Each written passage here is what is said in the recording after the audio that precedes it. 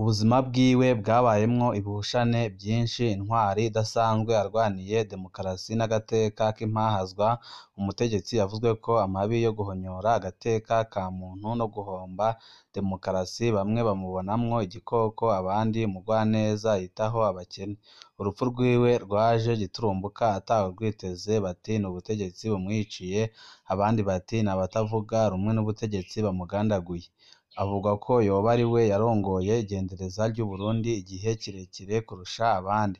Mu gihe ciwe amabi yose y'igihugu yashirwa kw'izina ryiwe ngo niwe yononera perezida, ahavuye amabi yarongerejwe ku rugero ruteye ubwoba. Uwo muntu yabaye umuntu akomeye cane ngaha mu gihugu c'Uburundi, kandi yari afise izina rihambaye mu burongozi bw'igihugu c'Uburundi. Ndabaramukije abandi ndabaye mwiriwe bivanye n'aho muherereye. Ni iteka n'umunezero ntangere vyo gusubira kwa namwe mwe banywanyi mukurikira imboneshakure yacu ari nayo yanyu Shiramatsiko TV. Ni imboneshakure imwe rudende dushikiriza inkuru n'ibiganiro utaronka ahandi. Uyu ni umwanya w'amakuru agezweko ari kuvugwa ngaha mu gihugu c'Uburundi, aho tubashikiriza amakuru ahambaye mutegeze mwumva mu matwi yanyu, ndetse na bimwe mu vyo muba mwaranyegejwe vyagiye biraranga ubutegetsi bwa CNDD-FDD, ndetse n'andi makuru menshi atandukanye aba ariko aravugwa ngaha mu gihugu c'Uburundi. Ariko uyu mwanya dushimye kubategurira intahe ikomeye cane irebana n'ubuzima bwaranze Generali Adolphe Nshimirimana, ndetse n'ivyinshi vyamuvuzweho, ndetse n'abakekwa ko baba baragandaguye Adolphe Nshimirimana. Ni byinshi twabateguriye tugira ngo tubashikirize. Wipfuza kuzaja wama mbere bashikirwa n'inkuru n'ibiganiro utaronka ahandi, wowe ico usabwa nta kindi, vyonda kuri sabone canke subscribe kugira ngo uko dushizeho amakuru n'ibiganiro bene nk'ibi uje uba uwa mbere mu gushikirwa navyo. Adolphe Nshimirimana ninde? Ni muntu ki? Ni biki bikomeye yakoze? Ni bande bamugandaguye? Benshi bamwita Umunyakamenge, ariko Adolphe Nshimirimana yavutse ku wa 12 Nyakanga 1964 ku mutumba wa Murangara muri komine Gishubi mu ntara ya Gitega. Dosiye yiwe mu gisirikare ivuga ko ari umuhungu wa Simoni Nzobakenga na Tereziya Ndenzako. Adolphe Nshimirimana yahunze Uburundi akiri muto cane, atarakwiza neza imyaka 8 y'amavuko. Mu mwaka w'1972, ico gihe umuryango wiwe wahungiye mu Rwanda uraheza uba ahitwa ku Muhima i Kigali. Aho niho Adolphe Nshimirimana yize amashuri mato, abandaniriza yisumbuye kuri Ecole Libre Technique y'Igikondo, ari naho yarangirije amashuri mu mwaka w'1986. Dosiye yiwe mu gisirikare ivuga ko yari afise urupapuro rw'umutsindo rwa A3 aho arangirije amashuri yisumbuye. Adolphe Nshimirimana yagiye mu gihugu ca Zaire yiga ivy'igisirikare, mbere arinjira mu gisirikare c'ico gihugu. Mu mwaka w'1993 Adolphe Nshimirimana yaragarutse mu Burundi inyuma y'intsinzi y'umugambwe Frodebu. Yaba mu Kamenge, quartier Kavumu nomero ya 4. Ico gihe Adolphe Nshimirimana yari umukozi w'iperereza akora nk'umupolisi mutoya agendanira umukuru wa Pafe, igipolisi kijejwe imbibi n'abanyamahanga.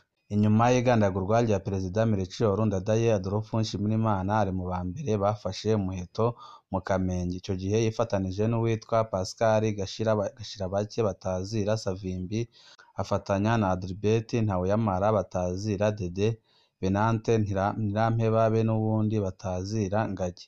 Uwo murwi niwo watanguye guhangana n'abasirikare mu Kamenge, mu nyuma barahava bafatana na FTD yari yatangujwe na Rajabu na bagenzi we mu Cibitoki, nk'uko twabibonye mu nkuru ijanye na Hussein Rajabu. Iyo nkuru twarayibahaye, uretse ko hari abanywanyi benshi bariko badusaba ko tuzongera tukayibaha.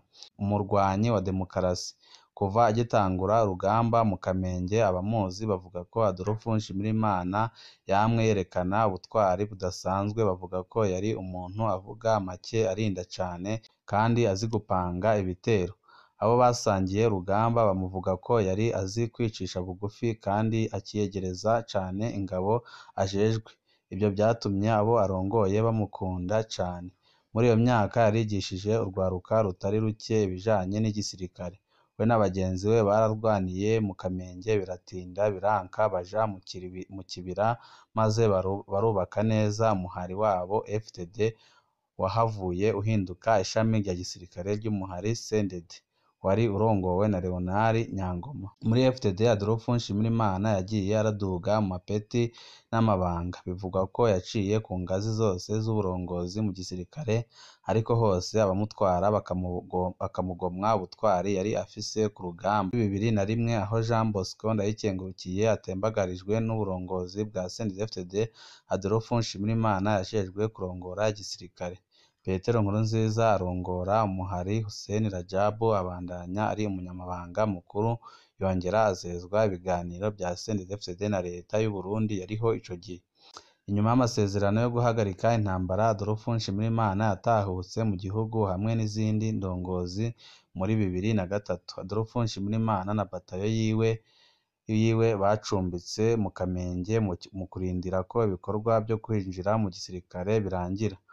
Umwubatsi w'igisirikare c'u Burundi. Kimwe mu bibazo byari bigoye mu Burundi kwari ugushobora kubaka igisirikare gihuriyemwo igisirikare ca kera FABU n'abari bavuye mu mihari yarwanya ico gihe igisirikare ca kera. CNDD-FDD niwo wari umuhari wavuyemwo igice kinini c'abaroberi binjiye mu gisirikare, ni nawo waciye uronka ibibanza bikomeye mu burongozi bw'igisirikare kurusha iyindi mihari y'abaroberi. Umukuru w'igisirikare ca CNDD-FDD General Adolphe Nshimirimana yagenywe kuba icegera c'umukuru w'ibiro bikuru by'igisirikare c'u Burundi. Muri ayo mabanga yabaye icegera ca General Germain Niyoyankana yari arongoye ibiro bikuru by'igisirikare. Adolphe Nshimirimana yinjiye mu gisirikare c'u Burundi afise numero matricule, ni nimero ubwo ngubwo iba iranga umusirikare 6618 araheza ahabwa SS 035. Kuba igisirikare gishasha c'u Burundi carashoboye kubakwa ata nkomanzi, igihugu kibikesha ubutwari bwa General Niyoyankana na General Nshimirimana. Ababikurikiraniye hafi bemeza ko ukumvikana kw'abo bagabo babiri kwakijije byinshi, mu nyuma bakorerwa mu ngata na General Samuel Gahiro afatanije na General Godefroid Niyombare. Uburundi buri mu bihugu bike gufatanya igisirikare cy'igihugu n'igisirikare kivuye mu ishamba byagenze neza kandi bikarama, n'uyu munsi akaba ari cyo gisirikare Uburundi bufise.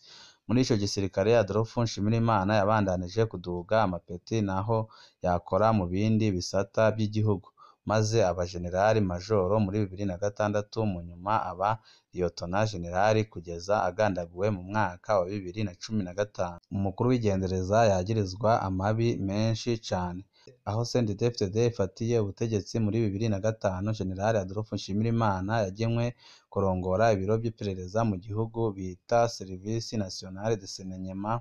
Yari intambwe idasanzwe, wahoze ari umukozi mutoya cane mu iperereza mu mwaka w'1993, imbere yuko aja mu ishamba yagarutse ariwe agaba urwo rwego rw'igihugu. Aya mabanga yarahinduye rwose ishusho ya General Nshimirimana maze ahinduka umuntu atinywa cane mu gihugu. Izina ryiwe risohoka mu raporo y'isi avuga ihungabanywa ry'agateka ka muntu ku rugero ruteye ubwoba. Mu gihe iperereza ryari rirongowe na Adolphe Nshimirimana ryavuzwe mu bintu byo kugandagura abanyagihugu, guhohotera ubuzima bwa kiremwa muntu, ubwicanyi ndengerabutungane, guhohotera abatavuga rumwe n'ubutegetsi. Ubusuma bw'ubutunzi nabwo bwaravuzwe mu gihe Adolphe Nshimirimana yararongoye iperereza ry'u Burundi. Ntawashobora kudondagura ubwicanyi bwakozwe n'iperereza ry'u Burundi mu kiringo ryari rirongowe na Adolphe Nshimirimana. Uburorero bukeya bw'abishwe n'iperereza muri ico kiringo: Muvunjayi Brown Ndayishikanye yavugwa ko yari afise byinshi azi ku bijanye n'amafaranga yavuye mu igurishwa ry'amanyanga ry'indege yarerura umukuru w'igihugu Falconi 50. Igandagurwa rya Ernest Manirumva yazize amatohoza ariko arakora ku bigwanisho byaguzwe n'igipolisi ariko ntibyashikanwa mu bubiko. Igandagurwa ry'ababikira batatu b'abataliyanokazi bakorera kuri paruwasi yari mu Kamenge. bazize kuba bari bazi amabanga y'imyimenyerezo y'imbonerakure muri Kiriba Orders be n'urudandazwa rwa magendu rw'imiti. Igitero cabereye ku kirabo Ceza Ramisi mu Gatumba cahitanye abantu hafi 40, igandagurwa ry'abanywanyi batari bake ba FNL inyuma y'amatora ya 2010 mu mugambi wiswe Safisha, igandagurwa ry'abiyamirije ikiringo ca gatatu ca Petero Nkurunziza, ubwicanyi bwo kuwa mbere mu Kakaro 2015 ku Mutakura. Iperereza rirongowe na Adolphe Nshimirimana ryarahohoteye bikomeye uwahoze ari icegera c'umukuru w'igihugu Alphonse Maria Kadege n'abandi batari bake babeshewe ko bari mu mugambi wo gutembagaza ubutegetsi bwa Nkurunziza muri 2006. Mu kiringo cose atwara iperereza, Adolphe Nshimirimana yarihinduye isentare idasanzwe ishobora guca imanza z'ubwoko bwose ikoresheje inkoni no guhohotera abanyagihugu. Iperereza ryavuzwe kandi mu bijanye n'iturirwa ry'isoko nkuru ya Bujumbura. Iturirwa ryakurikiwe n'igandagurwa n'iyicwa ry'abamwe mu bafise ico baba bari bazi kuri iryo turirwa ry'iryo soko. Adolphe Nshimirimana yarananditswe mu maraporo avuga urudandaza rwa magendu rw'ibigwanisho, ubutare, imiti n'ibindi vyinshi vyakorwaga ku ntwaro y'umuhisi Petero Nkurunziza. Naho yari yagize uruhara ntangere mu kubaka igisirikare gishasha c'u Burundi, General Adolphe Nshimirimana yaravuzwe cane mu gutunganya imyimenyerezo ya gisirikare y'imbonerakure yabereye ahitwa Kiriba Orders muri Repubulika Iharanira Demokarasi ya Kongo. Yaranavuzwe kandi mu byo gukomeza amashirahamwe ahuza abasirikare n'abapolisi bahoze barwana muri FDD bonyine, aho havuzwe cane nk'iryitwa Club Nonoka ryavugirwamwo imigambi ikomeye ya politiki. Hari ireresi yabonetse cane muri Ntwarante 2015, General Adolphe Nshimirimana ariko arabwira abagize Club Nonoka ko ata wundi azitoza mu kibanza c'umukuru w'igihugu atari Petero Nkurunziza. Aho Perezida Nkurunziza ntiyari bwigere yemera kuvuga ko azokwitoza. Ababivuga bose bagirizwa ko ari abansi b'igihugu bakwiragiza ibihuha. Ibyo bikorwa vyiwe vyaravyaye ukwinubana mu gisirikare hagati y'abahoze muri FABU n'abahoze muri FDD, gutyo atera yonona ibyo yari yarubatse neza akiri icegera c'umukuru w'ibiro bikuru vy'igisirikare.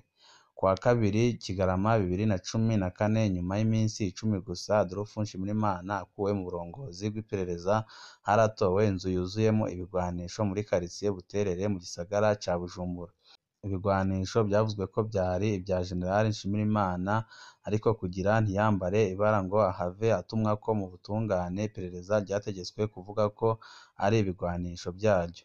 Icari gitangaje ni ingene iperereza ryoja kunyegeza ibigwanisho mu nzu yigenga mu Buterere, n'ingene kandi iperereza ryotunga ibigwanisho bingana uko nguko kandi birimwo ibikomakomeye cane ku buryo byabonekaga ko atari ivy'iperereza ahubwo byari ibya Adolphe Nshimirimana. Umutima w'urukundo yagiraga nawo abanyagihugu batari bake ntago bawibagirwa, naho avugwa mu mabi menshi, ariko abanyagihugu batari bake babona ko yari umugabo ugira umutima mwiza cane. Aho bamwe bageze kuvuga amabi yakozwe n'iperereza rirongowe na General Adolphe Nshimirimana, niho abandi bageze kuvuga urukundo rwamuranga. Abantu ba mbere bamwikungura ni abanyagihugu bo mu Kamenge, aho asanzwe yarakoreye nk'umurwanyi.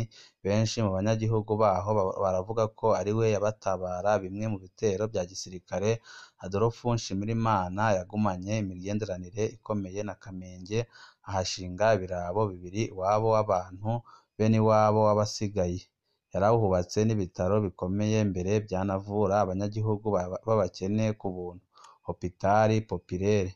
Abanyagihugu bo mu Kamenge baravuga ko hari benshi yafashije, yongera aranabaha imitahe yo gutangura urudandaza. Azwi kandi nk'umuntu yari yitwararitse cane abahoze bagwana muri FDD basubijwe mu buzima busanzwe, mbere abatari bake yabahaye akazi k'iperereza. General Adolphe Nshimirimana azwi nk'umuntu yakunda kwinezeza, naho yari ashejwe amabanga agoye cane y'igihugu. Ibirabo vyiwe vyararamwo imiziki, nawe akayiraramwo agakesha, nk'uko vyavugwa n'ababijagamwo. Byarageze ku rugero bamwe mu batwara inzego z'igihugu babyidoga imbere ya Perezida Nkurunziza, nawe akagera amajanja kumukura bikamunanira. Iruhande y'ibirabo byo mu Kamenge hari ikindi cari cizwi cane kw'irohero, naho bamwe bamunegura ko bitabereye umutegetsi wo ku rwego rwiwe kwama mu birabo. We yavuga nyabuna ko yabikoresha mu kurondera amakuru. Ibirabo yabifata ko ari ibiro by'akazi kiwe. Kanatsinde wamusanga akikujwe n'abantu batari bake barimwo mbere abo badasangiye ubwoko, bose bamuha amakuru ku bintu bitandukanye. Abandi bategetsi bo bavuga ko inyifato ziwe zashobora kubangamira umutekano w'igihugu. Ni gutyo havuzwe ingene yoba yibwe amatelefoni muri 2014, bigakekwa ko vyakozwe n'inkumi zoba zatumwe n'ikindi gihugu. Ibirabo vyiwe byarahurumbirwaga kandi n'abategetsi bakeneye ko ababona kugira bagume mu mabanga, co kimwe n'abandi benshi baba bipfuza kuronka ubuzi. Abafise ikibazo cananiranye mu butungane no mu zindi nzego, abadandaza bashaka kworoherezwa mu rudandazwa, abo nabo nyene bari mu bahurumbira ibirabo vya Generali Adolphe Nshimirimana. Umuntu wese afise ikibazo cananiranye yaraba Adolphe Nshimirimana, uwo nawe afata itelefoni gusa akaba aragikemuye mu minota itarenze 5 gusa. Abamuzi bavuga ko muri ubwo bugenzi Adolphe Nshimirimana atotoranya abantu ku moko, yafasha abantu bo mu moko yose. Ariko nanuwe kwibagiza ko ibyo birabo byavuzwe mu bibanza byapfungirwagamwo abantu bakanaborezwa igufa. Adolphe Nshimirimana yari atangaje kandi mu kwitaba amasengesho. Yarakunda kuboneka mu masengesho y'abaprotesta, mu mashengero yaboneka ariko arasenga rwose, bigatangaza abamwumva ko amakuru y'ubukozi bw'ikibi bukabije. Ikindi catangaza benshi nuko yaboneka mu mashengero y'abaporote, kandi ubundi we yitwa ko yari mu ishengero rya Katolike, ari naryo ikiziga ciwe cahezagiriwemwo ubwa nyuma. Imigenderanire ya Generali Nshimirimana na Perezida Nkurunziza. Imigenderanire ya Perezida Nkurunziza na Generali Nshimirimana yari idasanzwe. Kanatsinde Hussein Rajabu na Adolphe Nshimirimana nibo badugije Petero Nkurunziza mu burongozi bwa CNDD-FDD. Aho Honorable Hussein Rajabu akuriwe mu burongozi bw'umugambwe, Adolphe Nshimirimana yasigaye ameze nk'icegera c'umukuru w'igihugu. Abari begereye Perezida Nkurunziza baravuga ko by'ukuri umuntu wa mbere Nkurunziza yubaha kandi yatinya yari Adolphe Nshimirimana. Nta ngingo n'imwe ihambaye Perezida Nkurunziza afata atayibajije Adolphe Nshimirimana. Adolphe Nshimirimana yinjiraga mu biro by'umukuru w'igihugu aho ashakiye hose atamusha abanje gusaba, nk'uko bivugwa n'abari begereye Nkurunziza. Ivyegera by'umukuru w'igihugu iyo byamaraga gufata ingingo, Perezida Nkurunziza yababwiraga ko agiye kubanza kubaza abahanuzi. Aho yaba avuga cane cane Adolphe Nshimirimana na Generali Guillaume Bunyoni. Mu ntahe tumaze kubaha kuri ino mboneshakure ya Generali Guillaume Ntabindika, yahoze ari umuyobozi mwishikira mu biro by'umukuru w'igihugu ajejwe igipolisi, yaravuze ingene Perezida Nkurunziza agerageje gukura Generali Adolphe Nshimirimana incuro zibiri zose bikamunanira, kugeza aho Nshimirimana yoba yarinjiye mu biro by'umukuru w'igihugu agatabura ingingo imukura. Generali Nshimirimana yaranabujije iyemezwa mu nama nkenguzamateka ry'umushikirizamanza mukuru wa Repubulika yagira agenwe n'umukuru w'igihugu. Ariko akaba yari umuntu arinda cane, byavuga ko Nkurunziza ashaka kumukoresha mu kwikurako Adolphe Nshimirimana na Generali Guillaume Bunyoni. Umugambi wapfuye gutyo. Ibyo njewe nyine ndashobora kubyemeza kuko hari umwe mu bategetsi mu biro by'umukuru w'igihugu yaje kunsaba ko muri societe civile twokwiyamiriza igenwa ry'uwo muntu, nanje ndabimwankira kuko twumva amateka aryoshe y'uwo muntu. Uwabinsabye naho yakorana na Perezida Nkurunziza yari Somambike wa Generali Nshimirimana. Muri Munyonyo 2014, umurwi w'abajenerali 13 bahoze bagwana muri CNDD-FDD warandikiye Perezida Nkurunziza ko ategerezwa gukura Adolphe Nshimirimana na Guillaume Bunyoni kubera igihugu cariko cambara ibara ku bw'amabi yakorwa n'abo bagabo babiri. Nibyo rukarabibonye mu ntahe ya Generali Ntabindika. Iryo kete ryarateye ubwoba Perezida Nkurunziza araheza aravugana na Nshimirimana na Bunyoni uko yovyifatamwo kugira ngo abo bajenerali ntibamubuze kuronka ikiringo ca gatatu. Ni gutyo Liyetona Jenerali yakuwe mu burongozi bw'iperereza muri Munyonyo 2014 agenwa kuba umuhanuzi mukuru mu biro vy'umukuru w'igihugu. Ibi ni bimwe mu vyaranze umuhisi Jenerali Adolphe Nshimirimana ndetse n'ivyagiye biravugwa nyuma yaho agandaguriwe, ariko mu makuru yacu hanyuma turaza kubashikiriza igandagurwa rya Jenerali Adolphe Nshimirimana ndetse n'abantu bahambaye baba bararigizemwo uruhara. Muze kuguma hafi kugira ngo iyi nkuru nituza kuyibashikiriza nayo muze kuyumviriza. Ibihe vyiza nivyo ndabipfurije banywanyi bacu.